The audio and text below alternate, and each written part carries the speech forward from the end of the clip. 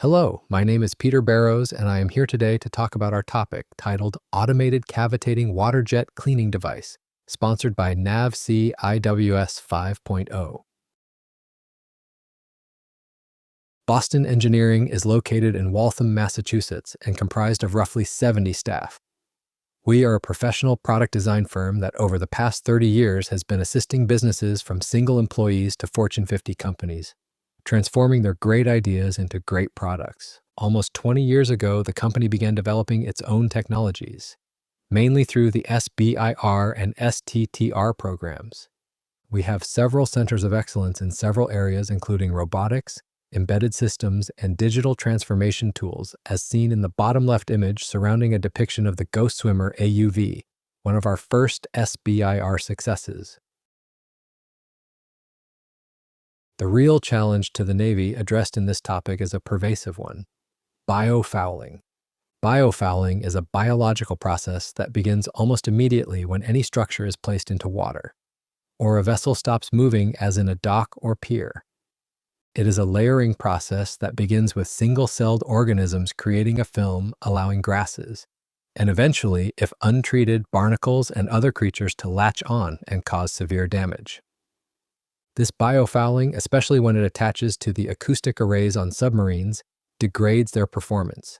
In order to remove biofouling, highly trained dive teams must be used to manually clean the arrays. Two main issues arise from the current solution: safety of the divers and diver availability. To address this need, Boston Engineering is developing a suction-based crawling robot to be able to stick itself to the side of a vessel, drive around like a tank, and conduct cleaning operations. The use of a suction pump allows the system to operate on both ferrous and non-ferrous contiguous surfaces. Additionally, using that pressure differential to adhere to the surface, the system can withstand much stronger currents than a classic, boxy, remotely operated vehicle-based solution.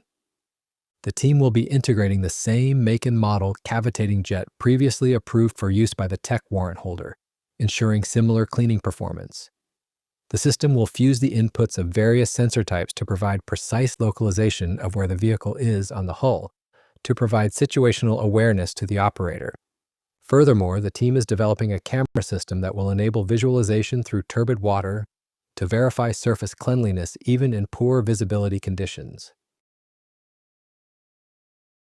This platform is still in the early stages of development.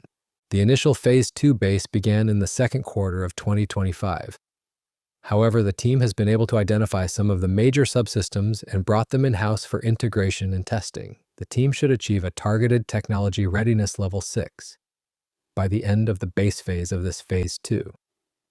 Boston Engineering previously ruggedized an above-water, vacuum-based variant for the Navy, so the team will translate all that it can from that effort to speed up development in this project.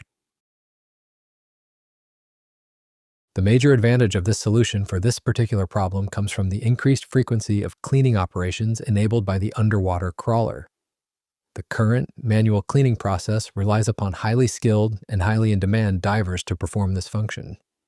By using the robot, a much wider set of workers can be trained up to attach and pilot the crawler and spray off the biofouling, allowing for much more regular or on-demand cleaning as necessitated by ship operations. Cleaning capability of the system should be identical due to use of the same cavitating jet in service now, and the high fidelity of motion offered by the robotic arm. However, the Waterjet will be much more consistent during robotic operations.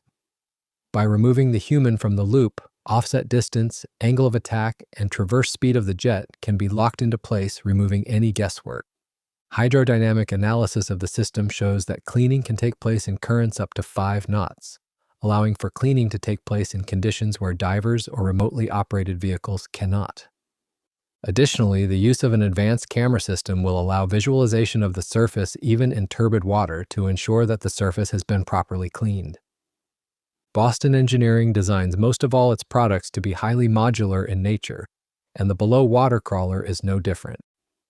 The platform is designed to fit and use any number of work packages and sensors to allow for maximum utility to the worker and warfighter. This project is still fairly nascent, but the team will be able to make a lot of headway by using the institutional knowledge developed during the above-water crawler program.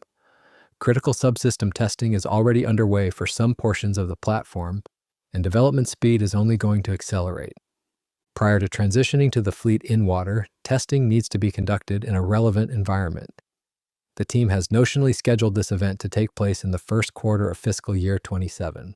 Boston Engineering and the TPOC will work to find a suitable test environment to demonstrate the system's capabilities.